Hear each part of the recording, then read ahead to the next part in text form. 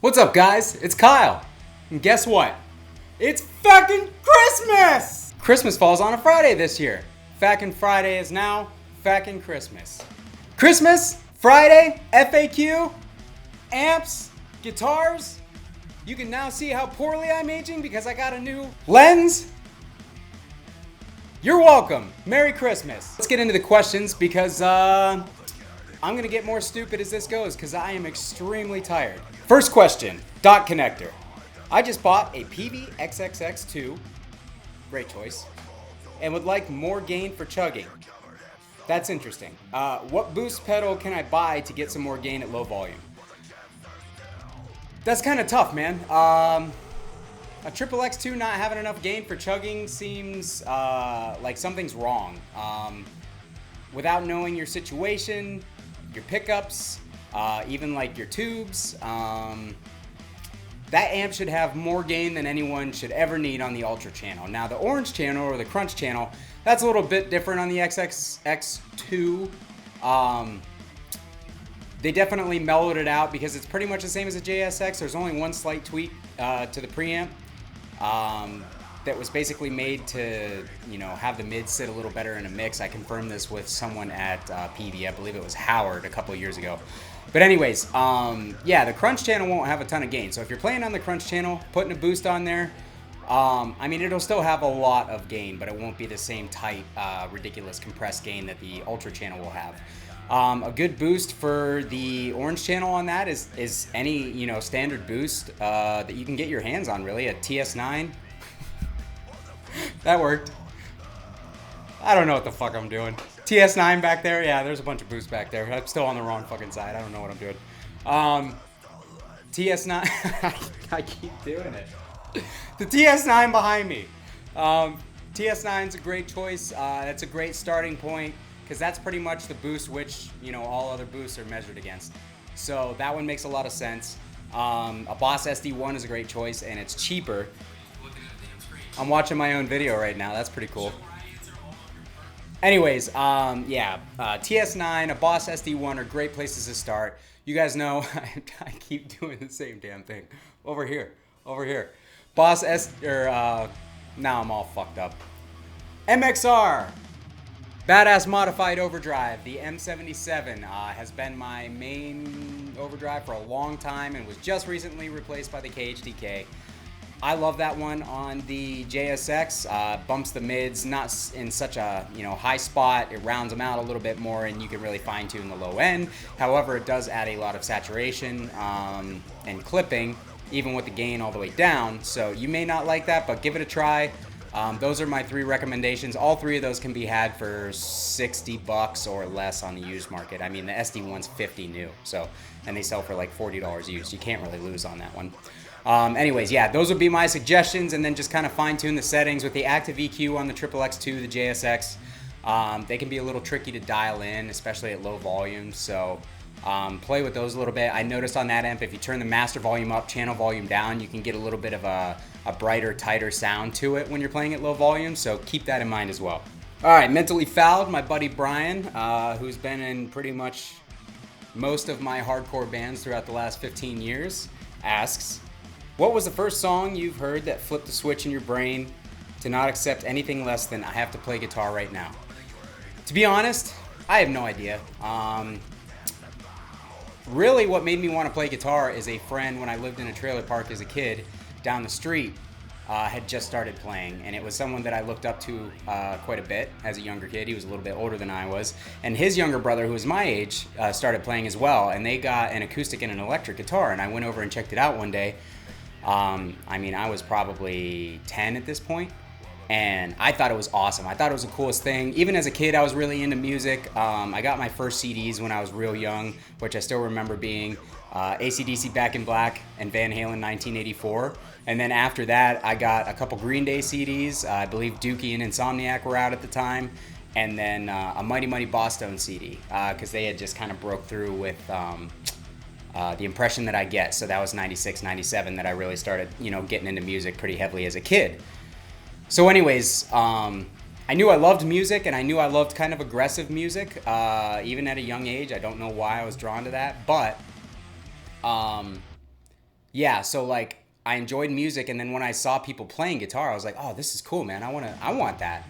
So I asked my parents for a couple years, and they just kind of weren't having it. They didn't think that I would stick to it. They bought me. I said that I wanted to play guitar or drums even when I was even younger, just in passing. And they said, well, let's start you with something that you can play in band. So they got me a trumpet. I hated it. I did it for 1 year in like 6th grade, I think, and I was like, no, this is stupid. And so they kind of took that as, oh, he's not going to stick with it. So anyways, I begged, and finally my grandpa, who kind of played guitar, knew that I wanted one, and he bought me this old, pawn shop crappy acoustic guitar, and I was psyched on that thing. The action was a mile high like every one of those guitars was. I did not care. I just started playing it immediately, and my parents were surprised because I already knew a couple little stupid, like one-note songs and like Smoke on the Water from playing on my friend's house years before.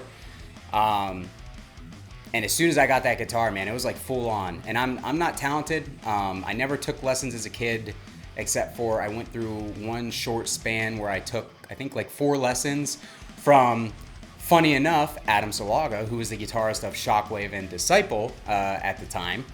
And I had no idea about hardcore. I was just kind of getting into pop punk, when I was taking lessons from him. Yeah, I didn't stick with the lessons because they were all the way out in Erie. I lived like 30 minutes outside of Erie, and as soon as winter came, my parents were like, nope, this is over. We're not driving out here every week. I'm kind of painting my parents in a bad light, but to be truthful, they weren't the most supportive of my hobbies, so, it is what it is. That was a really long-winded way to not even answer your question. There was nothing that sparked it, really, as far as a particular song or anything. I just knew that I loved music from a young age and wanted to play it. Part 2 of that question, what band influenced you most and what your guitar playing style is? Literally everybody makes fun of me for this, but Buried Alive, they're my favorite hardcore band, and every riff that I write kind of has like a Buried Alive influence to it. So Buried Alive 100%. If you don't know them, go and check them out. They actually are reunited a couple years ago after like almost 20 years of not being a band. They put out a new EP, so I mean, if you guys are into hardcore, be sure to check Buried Alive out. Can only imagine you don't know who they are if you live under a rock and you're in the hardcore scene. What was the first amp you got that impacted you into thinking, this makes me sound like a better player? None. I'm kind of going a different way with your questions, Bri. I actually have only gotten amps that I felt like made me sound like a worse player, because I started off on a 6505, which is the easiest amp in the world to play because it's super saturated, it's not touch sensitive, it's not dynamic, it's just really easy to play. So when I got into amps like Marshalls that require you to dig in, or even dual rectifiers that require you to play the amp and not just do whatever, yeah, they all made me sound bad, and I realized how bad and how sloppy I was. So if anything, they made me play better. And as I got into the boutique stuff, especially VHT and Splawn, it just increased that because they're so dry and unforgiving and stiff, which I like because it's great for thrash metal and hardcore and stuff, but it really makes you have to focus on your playing, which I need to do every second of every day. But yeah, none of the amps made me sound better. They made me play better for sure, though. Luke Wilson says, question, do you experiment with pickups? What are some of your favorites, passive or active? I think I touched on this a couple weeks ago, but I'll dive into it again real quick. Definitely a passive guy, for sure. I don't really like EMGs. I understand they have their place. They're a staple in metal, and for a reason, you know what I mean? They serve a great purpose, but they're just not my sound. They're too compressed. I do like the new Fishman stuff. I have some Fishman Modern Ceramics in 2 different guitars. They sound awesome. They feel a little bit like a passive, but they sound a little bit more like an active. They're not so shaved off in the lows and the highs. That's just my experience with them so far. But really, yeah, I mean, I've messed with tons of different pickups over the years. I pretty much settled on the Duncan Alpha Omega being one of my favorite bridge pickups, the Duncan Full Shred being one of my favorites. I love the Bare Knuckle Painkiller. I love the Bare Knuckle Nail Bomb. I'm trying to think of any others offhand because I have so many damn guitars. You can't go wrong with the Gibson 498T. They're a little bit muddy, but they're still a nice aggressive sounding like hard rock and hardcore pickup. I use those for years and years. So yeah, those would be my go-to choices, but there's tons out there and I'm always, trying new stuff. Ehawk42, thoughts on the Silver Jubilee, either the 100 watt or 20 watt version? That is one of the few Marshalls I have not owned. I'm currently looking. I would like to get one of the Seriatone ones for sure, but I understand that the circuit's a little bit different, so it would be cool to grab an actual Marshall one. I've actually been looking into grabbing the 20 watt JCM 800 Studio that they just put out and the 20 watt Silver Jubilee because they have the big bottle tubes. Just as a cheap way to kind of get into that tone. I mean, I already have a JMP 2203 and I have a 2203X reissue. But I always thought it would be cool to have a little 20 watt Marshall, especially if I'm playing a stereo rig. You know, that 20 watts is plenty if you're combining it with another amp, especially if you're being mic'd. So I think they're a cool little head and I want to get my hands on either. But unfortunately, I don't have firsthand experience with any of the Jubilees. I plan to as soon as I can though. Jack Wu says, I know you are a huge tube amp guy. How do you think about modeler profilers such as Kemper, Axe FX, or the new Neural DSP stuff? I don't dislike it. I don't really have a lot of experience with it, to be completely honest, because I just like having real physical amps, going through actual cabs and turning it up loud. That being said, that's the digital stuff absolutely has its place. It's becoming better and better and better.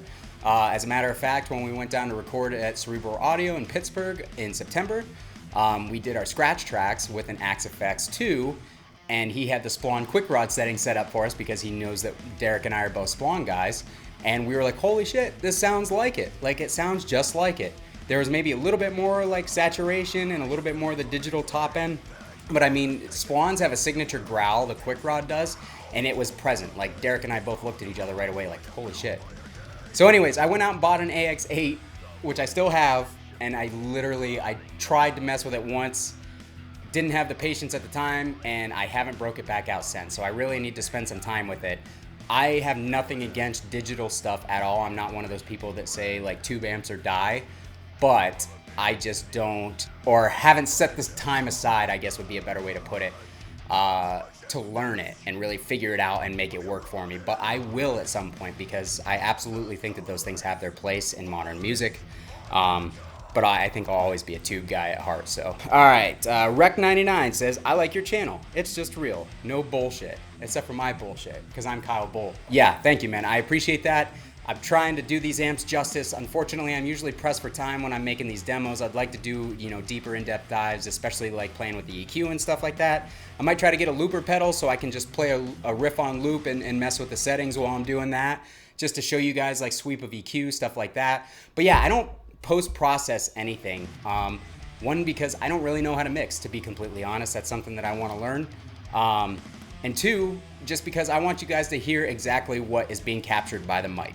To try, you know, and I use the SM57, I use it straight on a V30 because I feel like in my reading, that is the most common setup for most metal guys and hardcore guys to record guitar tones. So you're getting an image, you know, from the mic and the placement that you should be familiar with if you're, you know, listening to a lot of demos or recordings at all. That's just a very common placement. But yeah, I want to try to keep things as real as possible. All the stuff that I've demoed has either been my stuff that I've owned or stuff that friends have let me borrow, and I make sure to shout them out because I think that's awesome that I have friends that are willing to let me borrow expensive gear to put on this channel. And really, I'm just trying to get some really cool demos out in a style that I've always been looking for on some of these amps that doesn't really exist on YouTube. So that's kind of the point of what I'm doing, and I'm glad that people are kind of resonating with the simplicity of it all. So that's awesome. I was worried people are gonna be like, you suck at recording, you know, because I don't record much. This is really my first foray into even posting like recorded guitar tones with an actual mic. So it seems to be going okay. But yeah, I appreciate the positive feedback, man. I hope you stay around. I'm having fun. Hope you guys are having fun. Actually, that's the last question. All right, so yeah, that's the last question. A couple of you guys left comments about different picks because I touched on that last week. The Oltex being one of them. I really like the Oltex picks because they're very bright. They have a really nice attack to them, but I noticed they wear down so fast. I went through them so quick that I'm just like, all right, these round out too quickly, and then I don't like the feel of them, and they're expensive. They're like the same price for 6 that the Tortex ones are for 12. I took a couple of your guys' advice. I got some of the Black Ice picks from D'Addario, I believe they are, or Planet Waves. The little jazz style picks that somebody recommended, and I also got some of the T3 Tortex picks in the 88mm to try those out. Those kind of are a little small. They're like in between the regular pick and the jazz pick with a sharper end. So I'm going to check a couple of those out and let you guys know how that goes. But in the meantime, yeah, I've got a couple videos recorded that I'm going to get posted. I got to get some editing done. I was having issues with editing some of my videos. My program kept crashing, so I'm learning a whole new program after I just got comfortable with another one. Anyways, I'm not making excuses here. I want to pump some content out. I've got some cool stuff coming up with Derrick, Voricci, my other guitarist, and Bushido Code. So yeah, be on the lookout for those videos. I've got a Badlander, basically versus the world comparison coming up. Just lots of cool stuff. I'm going to start doing a deep dive into the 5150s because people ask me a lot of questions about those. And then maybe just get some more simple playthroughs up of some of my other amps too. I'm having a lot of fun with this, guys. I appreciate your questions. Please leave your questions below so I have something to answer next week. I look forward to answering these every time. I hope you guys, get good information out of them and enjoy watching these videos. I'm rambling at this point, so leave your questions below for next week. Merry Christmas to everybody. Stay safe out there, and we will see you next Friday. Kyle out. See ya.